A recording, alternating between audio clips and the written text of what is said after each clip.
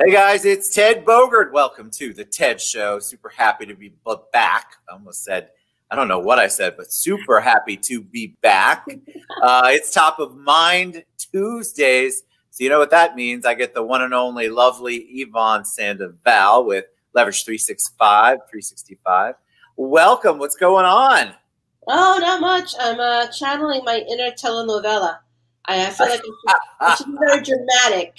It is. We've got the drama. Your lighting is actually better than mine right now. I feel like I'm in the shadows, so I have my leopard print on, so I'm all ready to. You're all golden. Yes, you and I were just talking about our upcoming stuff that we're doing with Women's Council of Realtors. So that is going to be fun and going to have a great year planned. I'm very excited about all of that. What else has been going on in your world? I've just been concentrating on making sure we've got some great content for our classes that we're going to be doing. Every month we're trying to do a class. I have lots of people who enjoyed our last one, which we had 41 attendees.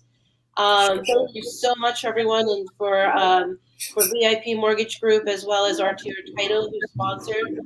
We had a fantastic turnout about community expert and how to speak to your database and stay top of mind. And we're going to continue to bring you great content throughout the rest of the year. Yes, it was really, really good. You know, that's what it is. All we're doing is kind of giving people some insights and some tips, social media, networking, all the stuff that you do with your business, your database. Believe it or not, I'm preaching to the choir with you, but it can be scary for some people and they don't really know how to do it properly. Absolutely. So I love these trainings and workshops. Yeah, we're going to be talking today about effective networking. As a matter of fact, this is something I did for the Women's Council of Realtors last week.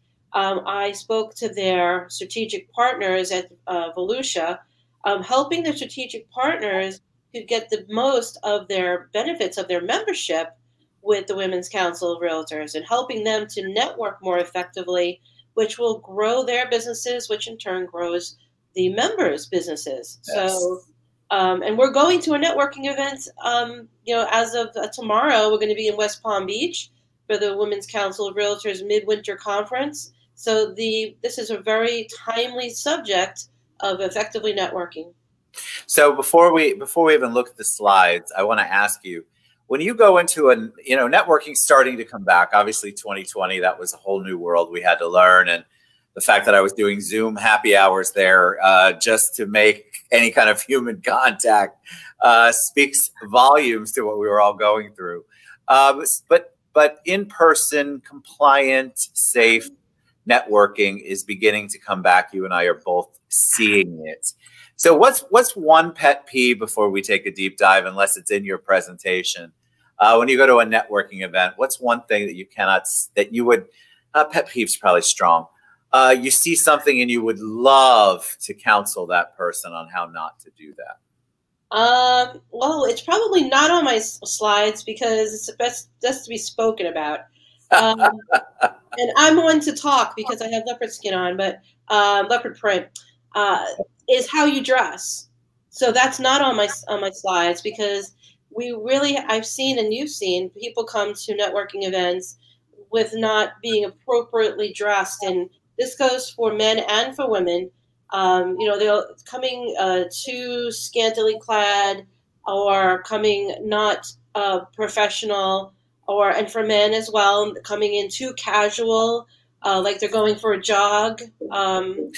I had a networking event that I had done, and the sponsor came wearing a hoodie and sweatpants and sneakers. And I said to myself, you know what? There's a time to go work out and there's a time to network it out. And right. You need to be addressed so that people see you in a professional light. So that would be one of my big pet peeves. It's dress to impress. That's I feel like so old school, but yet, think about it. We do judge a book by its cover. We're the human beings. So not to say that how you dress really is a reflection of how well your work is, but I can tell you right now, it's going to, it will help you to not repel people from you. Well, I think you're right. I think networking in general, remember the whole point of networking is to get out and meet new people and expand your network. If you want to have a bunch of your friends over to watch a football game and you want to be all in those clothes, that's one thing. But if you're trying to find new people, the very first thing that they're going to see is how you appear. And so I'm in agreement with you. It's not a beach party. It's not a rager. It's a networking event, a professional one. Well, the word work is in the word networking. Yep. So when you hear the word work, that should give you a signal that you are working. And so, work the room, and you do that by being professionally dressed like you're going to work. Yes. So it's pretty simple. It's simple stuff. All right. So let me pull up the slideshow. Let's see if Ted can actually get this done. There you go. There's Russ. Hey, Russ. All right. So let me make it so it's all this, right?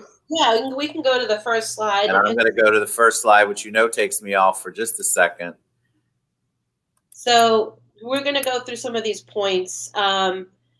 This was a pet peeve of a lot of for me as well, and I think maybe Ted understands that in the industry in which we work, which is real estate. I think there's been a connotation that people arrive late. Have you ever heard about that, Ted? Yes, it's I'm an early bird. Me too. My mom always taught me, if you're not early, then you're late. So, correct. I mean, and I love the people that come in.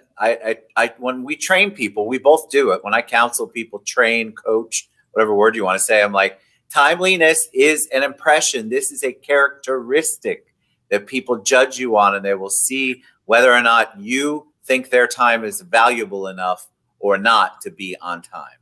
Absolutely. So try to be on time or early, because that's going to let you be able to be the first person that they see when they walk in, and it gives it's a calmer environment. Calmer and quieter is to your advantage. Yes. So for people who want to get lost in a crowd, then you're not an effective networker if that's your mindset. Obviously people haven't settled into groups, and this is a big one that I'd like to point out. I despise, and that's a really, really tough word for me to say because it's harsh, but when I see a group of people coming to an event and not talking to anyone else but their own group, which I mean they work for the same company. Pet peeve, definite pet peeve. Whether you're a mortgage company, title company, or in this industry, and you're networking at an event, or your home inspector, and you've brought a few of your representatives with you, they should not be talking to each other. They've got plenty of time to do that outside of work, which is networking.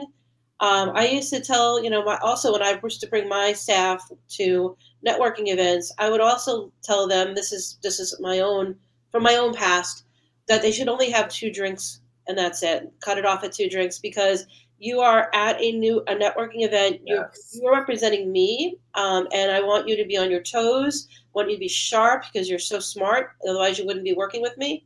And I want you to come across as smart. And sometimes with anyone dulls their senses, then they won't be as sharp as so I know. True. So keeping that to a minimum. I don't care how much people in the room drink. Have fun. That's what that's what we want. We want you to be relaxed and enjoy. But if you're working, then you work, and I'll make sure that you are doing and being purposeful with your time. And also, of course, find other people who don't have conversation partners yet. So when you see someone hanging out by themselves, that's your cue to go up to them and say, "Hi, my name is," and that's kind of where it leads us to the next slide. All right, let me hit the next slide. I'm being tough today. Love it. There we go.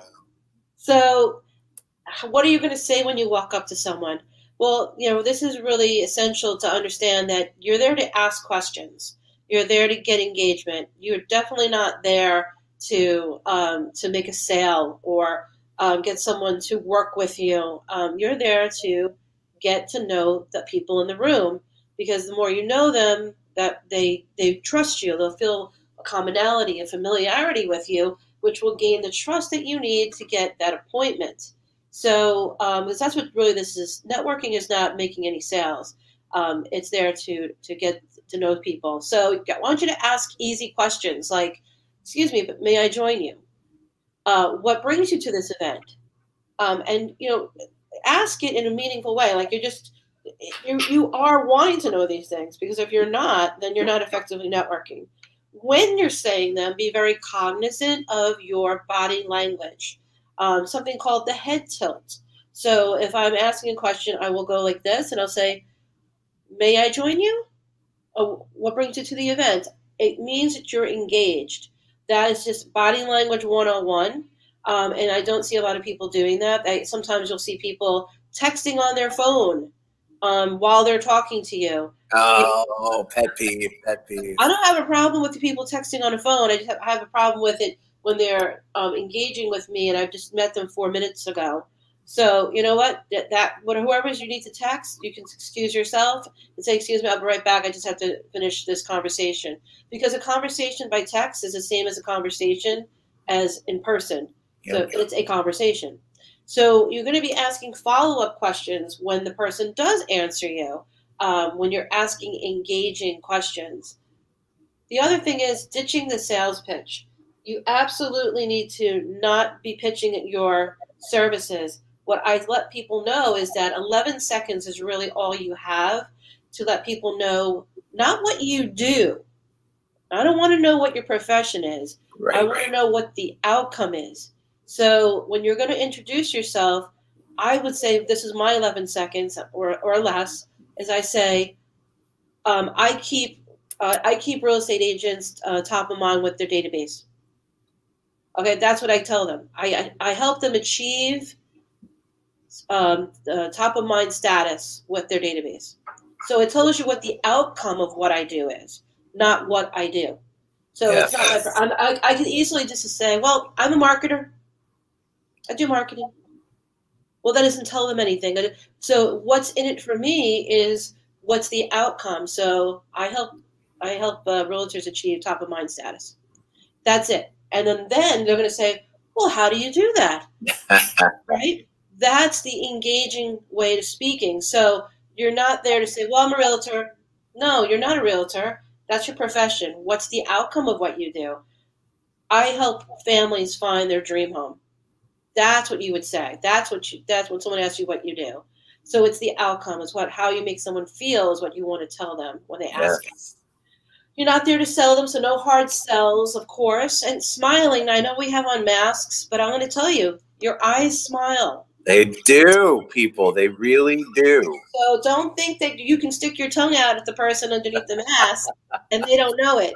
They may not know it, but your eyes are a dead giveaway. So smile with that mask on and lean in. Leaning in as you're speaking shows engagement. Last week when I did this for the Women's Council, I also showed the body language, which is the pointing of feet. When you're looking down at the person, is their feet pointing away from you or are their feet pointing towards you? So they're facing towards you means they're engaged. If they're sitting down, it's the opposite. Their feet are turned towards you and not away from you, perpendicular to the table, then they're engaged. If they're pointing their feet towards you. So they have to be angled when they're sitting down, especially if you're sitting side by side, of course. And then, another great question you can ask is, how can I help you? So now that they know that you help people buy and sell property, or in this case, their dream home, then you can say, well, how can I help you? And that's where it's about, because this is what we're trying to do, is engage people. And then within 48 hours of the event, you should have reached out and continued that conversation in some mode of communication, which means either text message, email, it could be social media that you've engaged with, meaning that you've friend requested them, and then they've hopefully accepted it, and then now you're making comments and likes on their social media posts. So you can reach out to people on all different modes of communication. doesn't just have to be a text message or a phone call or an email. It could be any one of those, or a social media request. Could be LinkedIn request, Instagram follow. So these are the different ways that you can do something to keep that conversation going, but try to do that within 48 hours of the event. And then set a date on your calendar. I absolutely do this. I'm very purposeful with my networking. I'll put a date on my calendar, follow up with Wendy. Met Wendy tonight, follow up with her, and I put it on the calendar on the day in which I need to follow up with her. If someone says, hey, I want to talk to you on the 7th, which reminds me, I had reached out to a person who asked me to reach out to them on the 7th, but I never heard back from them. So I have to follow up with them again. Yes. Those are all things that you need to be using, your handy dandy phones for more than just having fun. Your phone is really your business, and it's going to keep you organized, and it's going to keep your business running. But if you use all of those tools that are in there, like your calendar. So our next one is create the action plan. Yeah, I was telling you, work your networking like a business, because it is your business to get to learn about people who can help you to grow your business, and you can grow theirs. So knowing the key players before you enter a room. There's a movie, The Devil Wears Prada, which is a great, great movie. And before she goes off, who's the main character? It's Meryl Streep.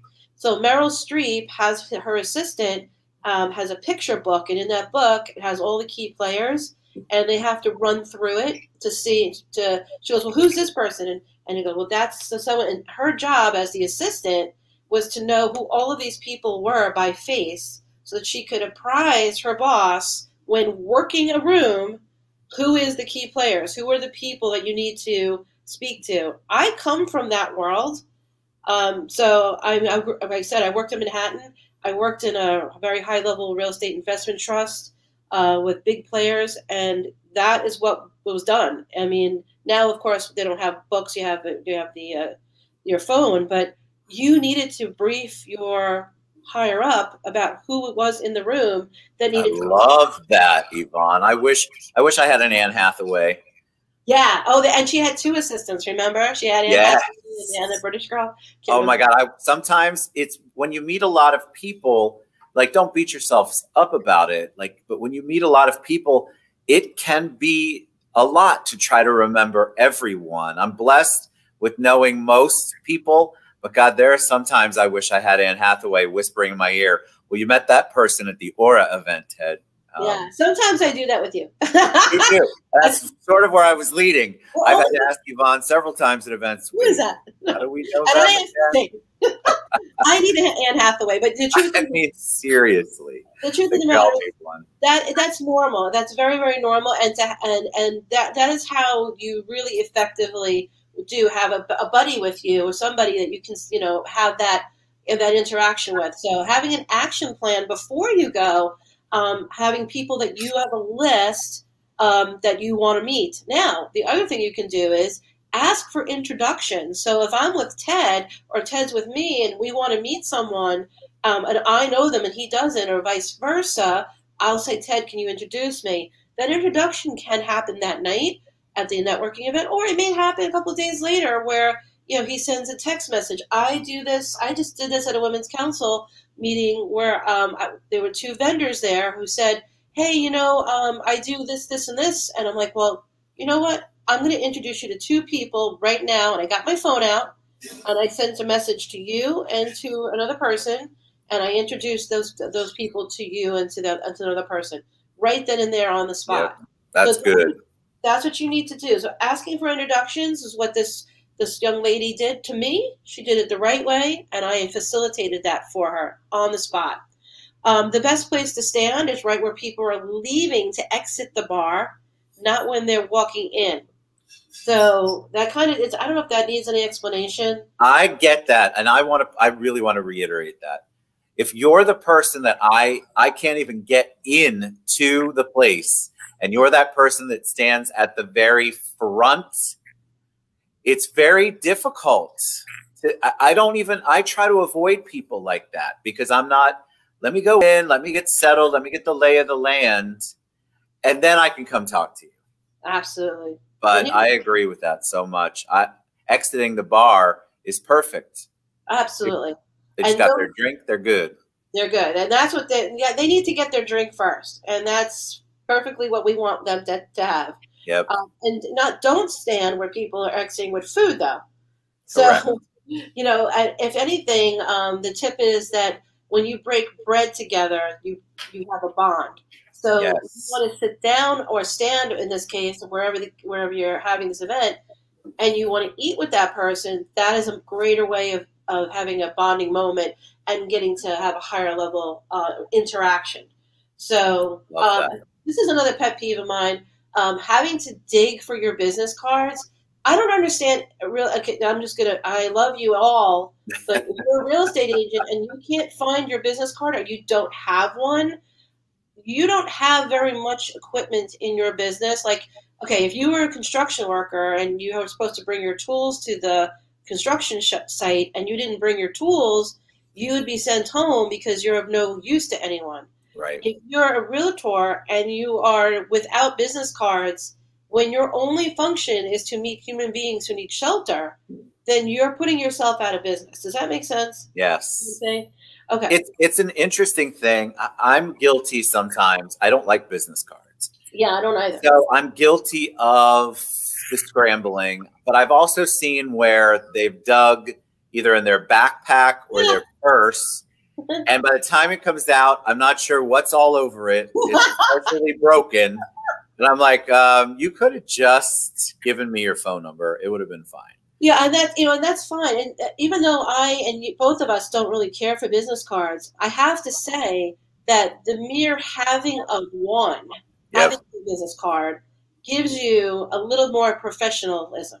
It makes you seem like, even if the person says, you know what, just give me your phone number, or you say, oh, I only have one card left, which is actually not a bad thing to say. I only have one card left. How about I give you my phone number? We put it in your phone right now. Yes. Okay. So, but by not having any is kind of like, it does not, I want people to realize you seem more professional if you're down to your last card. Correct. If you have no cards. So get around to Vistaprint and get for $23. They'll send you 250 cards. And for $5 more, they give you another 250. It's crazy.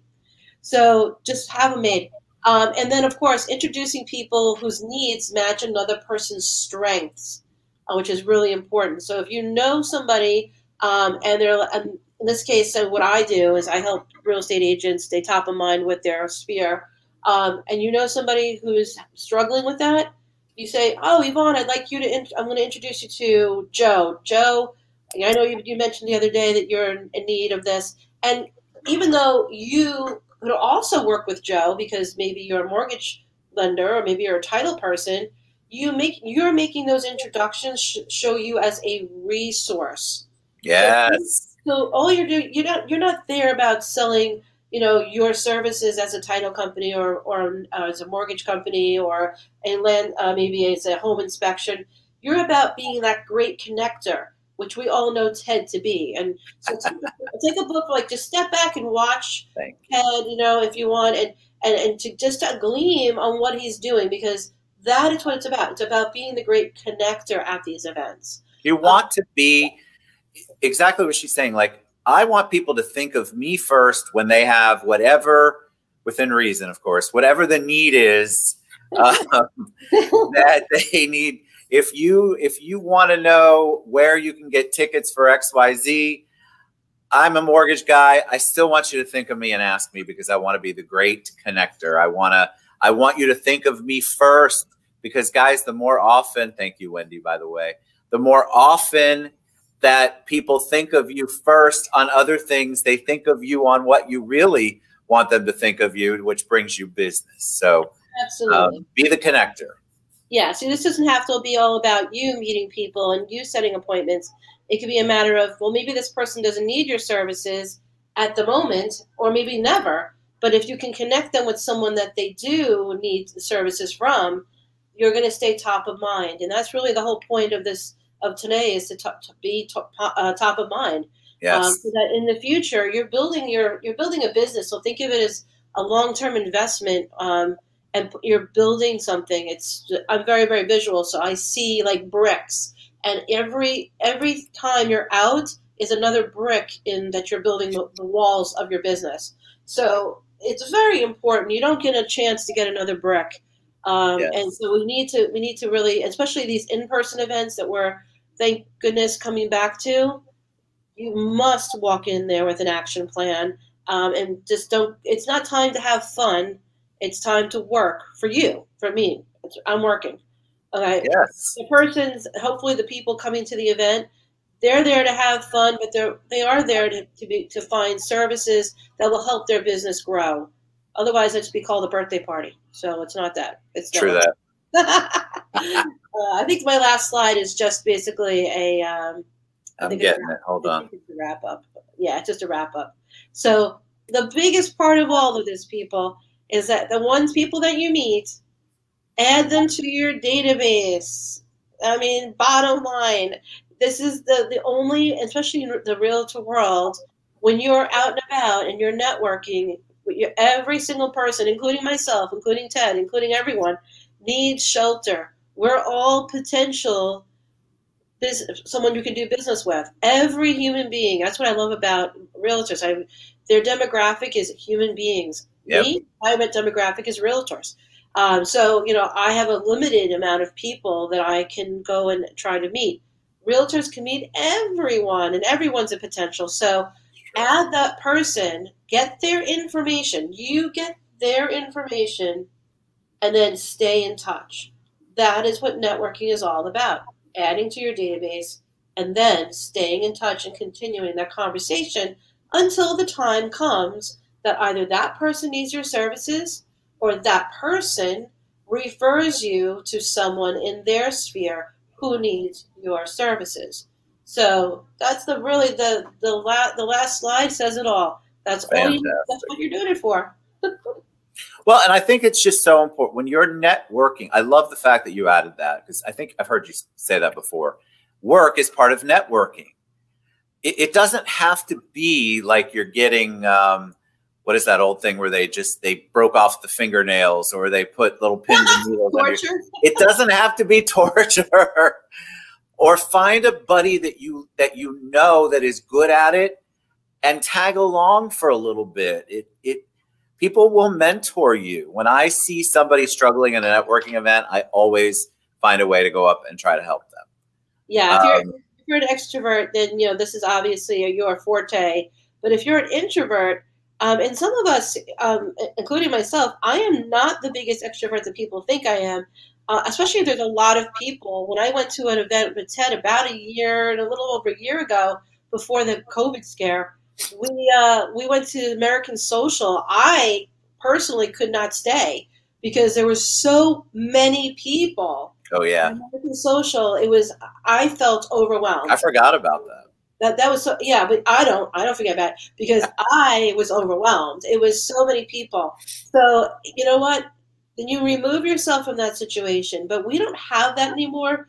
We're having they're socially distanced. You have, and I'm liking it that it's fewer people, because then I can have more meaningful interactions. So I always want to look at the bright side of things, and the bright side for me is right now you have great opportunities to make really good connections, deep level connections with people who can potentially help you build your business, as well as you can help build theirs.